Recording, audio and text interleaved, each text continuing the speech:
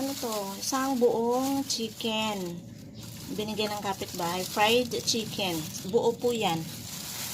Ngayon, yung aso ko, ayaw kunin. Tapos nakatingin sa akin. Takot siya siguro. Isang buong chicken to, mami. Pagkain ko ba to? So, yan. Ginawa ko, hinati ko. Tapos, hinanfeed ko sa aso ko. Yon, kinain. Pero nung ano, ayaw niya, binuhat niya to, binigay niya sa akin. Nilapit. So, nakuhaanan ko na, binigyan ko na yung aso tsaka yung pusa namin. And madami pa rin. Kasi ang laki yung chicken talaga, ayun, oh. Nati-hati ko na nga lang yung kanina. So, boy! Ito pa, oh. Boy.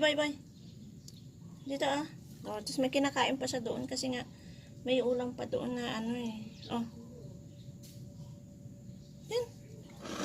Oh.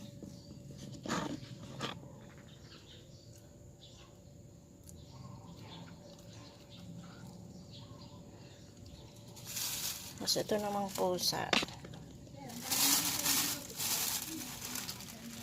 Yan din natin yung pusa. Pero kanina pa kain ng kain sa mga ito.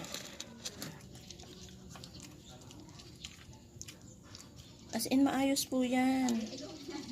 Naniluto na chicken. Binili po ata ng kapitbahay. Kasi yung aso nila, umayaw na dahil madaming uwi yung anak. Ayaw mo? Ayaw mo na. Busog na. Ah, boy. Huwag yung kamay ni mami, ah.